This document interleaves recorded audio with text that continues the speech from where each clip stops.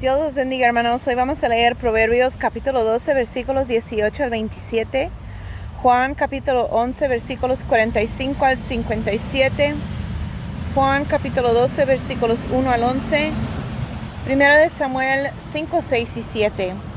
La palabra de Dios se lee honrando al Padre, al Hijo Jesucristo y al Espíritu Santo de Dios. Amén. Hay hombres cuyas palabras son como golpes de espada, mas la lengua de los sabios es medicina. El labio veraz permanecerá para siempre, mas la lengua mentirosa solo por un momento.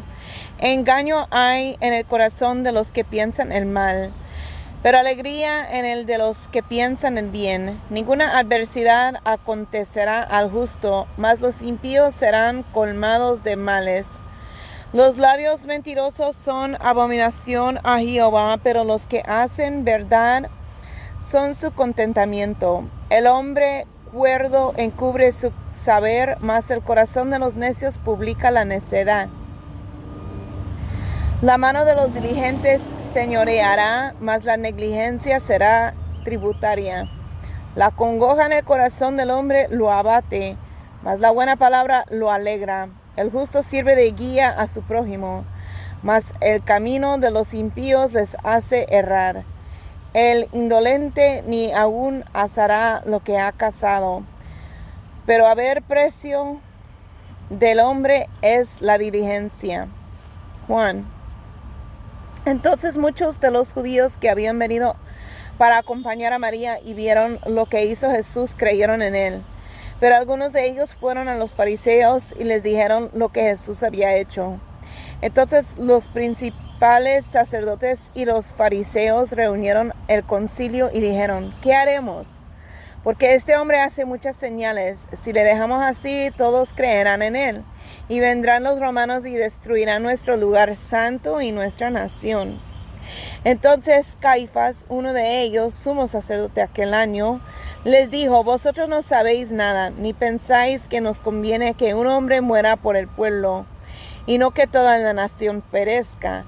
Esto no lo dijo por sí mismo, sino que como era el sumo sacerdote aquel año, profetizó que Jesús había de morir por la nación, y no solamente por la nación, sino también para congregar en uno a los hijos de Dios que estaban dispersos. Así que desde aquel día acordaron matarle. Por tanto, Jesús ya no andaba abiertamente entre los judíos, sino que se le alejó de ahí a la región contigua al desierto, a una ciudad llamada Efraín, y se quedó ahí con sus discípulos. Y estaba cerca la Pascua de los judíos, y muchos subieron de aquella región a Jerusalén antes de la Pascua para purificarse. Y buscaban a Jesús, y estando ellos en el templo se preguntaban unos a otros: ¿qué os parece? ¿No vendrá a la fiesta? Y los principales sacerdotes y los fariseos habían dado orden de que si alguno supiese dónde estaba, lo manifestase para que le prendiesen. 6 días antes de la Pascua vino Jesús a Betania, donde estaba Lázaro, el que había estado muerto y a quien había resucitado los muertos. Y le hicieron ahí una cena. Marta servía y Lázaro era uno de los que estaban sentados a la mesa con él. Entonces María tomó una libra de perfume de nardo puro de mucho precio y ungió los pies de Jesús y los enjugó con sus cabellos. Y la casa se llenó del olor del perfume. Y dijo uno de sus discípulos, Judas Iscariote, hijo de Simón, el que le había de entregar: ¿por qué no fue este perfume vendido por 300 denarios y dado a los pobres? Pero dijo esto no porque se cuidara de los pobres, sino porque era ladrón, y teniendo la bolsa, sustraía de lo que se echaba en ella. Entonces Jesús dijo: déjala, para el día de mi sepultura ha guardado esto. Porque a los pobres siempre los tendréis con vosotros, mas a mí no siempre me tendréis. Gran multitud de los judíos supieron entonces que él estaba ahí, y vinieron no solamente por causa de Jesús, sino también para ver a Lázaro, a quien había resucitado de los muertos. Pero los principales sacerdotes acordaron de dar muerte también a Lázaro, porque a causa de él muchos de los judíos se apartaban y creían en Jesús.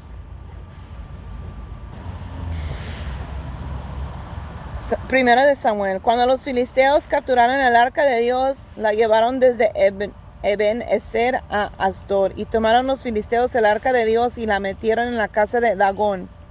Y la pusieron junto a Dagón. Y cuando al siguiente día los de Asdod se levantaron de mañana, he aquí Dagón postrado en tierra delante del arca de Jehová. Y tomaron a Dagón y lo volvieron a su lugar.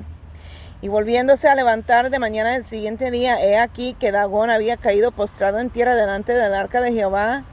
Y la cabeza de Dagón y las dos palmas de sus manos estaban cortadas sobre el umbral, habiéndole quedado a Dagón el tronco solamente.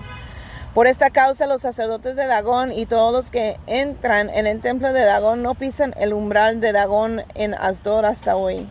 Y se agravó la mano de Jehová sobre los de Asdod y los destruyó y los hirió con tumores en Asdod y en todo su territorio. Y viendo esto los de Asdod dijeron, no quede con nosotros el arca del Dios de Israel, porque su mano es dura sobre nosotros y sobre nuestro Dios Dagón. Convocaron pues a todos los príncipes de los filisteos y les dijeron, ¿qué haremos del arca del Dios de Israel? Y ellos respondieron, pásase el arca del Dios de Israel a Gat. Y pasaron allá el arca del Dios de Israel. Y aconteció que cuando la habían pasado, la mano de Jehová estuvo contra la ciudad con gran quebrantamiento y afligió a los hombres de aquella ciudad, desde el chico hasta el grande, y se llenaron de tumores. Entonces enviaron el arca de Dios a Ecrón. Y cuando el arca de Dios vino a Ecrón, los ecronitas dieron voces diciendo, han pasado a nosotros el arca del Dios de Israel para matarnos a nosotros y a nuestro pueblo. Y enviaron y reunieron a todos los príncipes de los filisteos, diciendo, enviad el arca del Dios de Israel y vuélvase a su lugar. Y no nos mate a nosotros ni a nuestro pueblo, porque había consternación de muerte en toda la ciudad, y la mano de Dios se había agravado ahí. Y los que no morían eran heridos de tumores, y el clamor de la ciudad subía al cielo. Estuvo el arca de Jehová en la tierra de los filisteos 7 meses. Entonces los filisteos, llamando a los sacerdotes y adivinos, preguntaron, ¿qué haremos del arca de Jehová? Hacednos saber de qué manera la hemos de volver a enviar a su lugar. Ellos dijeron, si enviáis el arca del Dios de Israel, no la enviáis vacía, sino pagadle la expiación, entonces seréis sanos y conoceréis por qué no se apartó de vosotros su mano. Y ellos dijeron, ¿y qué será la expiación que le pagaremos? Ellos respondieron, conforme al número de los príncipes de los filisteos, 5 tumores de oro y 5 ratones de oro, porque una misma plaga ha afligido a todos vosotros y a vuestros príncipes. Haréis pues figuras de vuestros tumores y de vuestros ratones que destruyen la tierra. Y daréis gloria al Dios de Israel. Quizá aliviará su mano de sobre vosotros y de sobre vuestros dioses y de sobre vuestra tierra. ¿Por qué endurecéis vuestro corazón como los egipcios y Faraón endurecieron su corazón? Después que los había tratado así, no los dejaron ir y se fueron. Haced pues ahora un carro nuevo y tomad luego 2 vacas que críen, a las cuales no haya sido puesto yugo, y uncid las vacas al carro y hacer volver sus becerros de detrás de ellas a casa. Tomaréis luego el arca de Jehová y la pondréis sobre el carro, y las joyas de oro que le habéis de pagar en ofrenda por la culpa las pondréis en una caja al lado de ella, y la dejaréis que se vaya. Y observaréis si sube por el camino de su tierra a Bet-Semes. Él nos ha hecho este mal tan grande, y si no, sabremos que no es su mano la que nos ha herido, sino que esto ocurrió por accidente. Y aquellos hombres lo hicieron así, tomando 2 vacas que criaban, las uncieron al carro y encerraron en casa sus becerros. Luego pusieron el arca de Jehová sobre el carro y la caja con los ratones de oro y las figuras de sus tumores. Y las vacas se encaminaron por el camino de Bet-Semes y seguían camino recto, andando y bramando, sin apartarse ni a derecha ni a izquierda. Y los príncipes de los filisteos fueron tras ellas hasta el límite de Bet-Semes. Y los de Bet-Semes segaban el trigo en el valle, y alzando los ojos vieron el arca y regocijaron cuando la vieron. Y el carro vino al campo de Josué de Bet-Semes y paró ahí donde había una gran piedra. Y ellos cortaron la madera del carro y ofrecieron las vacas en holocausto a Jehová. Y los levitas bajaron el arca de Jehová y la caja que estaba junto a ella, en la cual estaban las joyas de oro, y la pusieron sobre aquella gran piedra. Y los hombres de Bet-Semes sacrificaron holocaustos y dedicaron sacrificios a Jehová en aquel día. Cuando vieron estos los 5 príncipes de los filisteos, volvieron a Ecrón el mismo día. Estos fueron los tumores de oro que pagaron los filisteos en expiación a Jehová: por Asdod 1, por Gaza 1, por Ascalón 1, por Gat 1, por Ecrón 1. Y los ratones de oro fueron conforme al número de todas las ciudades de los filisteos pertenecientes a los 5 príncipes, así las ciudades fortificadas como las aldeas sin muro. La gran piedra sobre la cual pusieron el arca de Jehová está en el campo de Josué de Bet-Semes hasta hoy. Entonces Dios hizo morir a los hombres de Bet-Semes porque habían mirado dentro del arca de Jehová. Hizo morir del pueblo a 50,070 hombres. Y lloró el pueblo porque Jehová lo había herido con tan gran mortandad. Y dijeron los de Bet-Semes: ¿quién podrá estar delante de Jehová, el Dios santo? ¿A quién subirá desde nosotros? Y enviaron mensajeros a los habitantes de Kiriat Jearim, diciendo: los filisteos han devuelto el arca de Jehová, descended pues y llevadla a vosotros. Vinieron los de Kiriat Jearim y llevaron el arca de Jehová y la pusieron en casa de Abinadab, situada en el collado, y santificaron a Eleazar su hijo para que guardase el arca de Jehová. Desde el día que llegó el arca a Kiriat Jearim pasaron muchos días, 20 años, y toda la casa de Israel lamentaba en pos de Jehová. Habló Samuel a toda la casa de Israel diciendo: si de todo vuestro corazón os volvéis a Jehová, quitar los dioses ajenos y a Astarot de entre vosotros, y preparad vuestro corazón a Jehová y solo a él servir, y os librará de la mano de los filisteos. Entonces los hijos de Israel quitaron a los Baales y a Astarot y sirvieron solo a Jehová. Y Samuel dijo: reunid a todo Israel en Mizpa, y yo oraré por vosotros a Jehová. Y se reunieron en Mizpa y sacaron agua, y la derramaron delante de Jehová, y ayunaron aquel día, y dijeron ahí: contra Jehová hemos pecado. Y juzgó Samuel a los hijos de Israel en Mizpa. Cuando oyeron los filisteos que los hijos de Israel estaban reunidos en Mizpa, subieron los príncipes de los filisteos contra Israel, y al oír esto los hijos de Israel tuvieron temor de los filisteos. Entonces dijeron los hijos de Israel a Samuel: no ceses de clamar por nosotros a Jehová nuestro Dios, para que nos guarde de la mano de los filisteos. Y Samuel tomó un cordero de leche y lo sacrificó entero en holocausto a Jehová.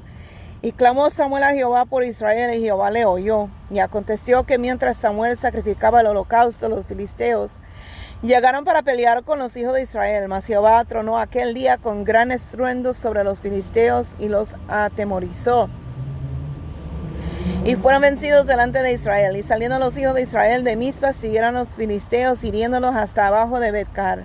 Tomó luego Samuel una piedra y la puso entre Mizpa y Sen, y le puso por nombre Ebenezer, diciendo: hasta aquí nos ayudó Jehová.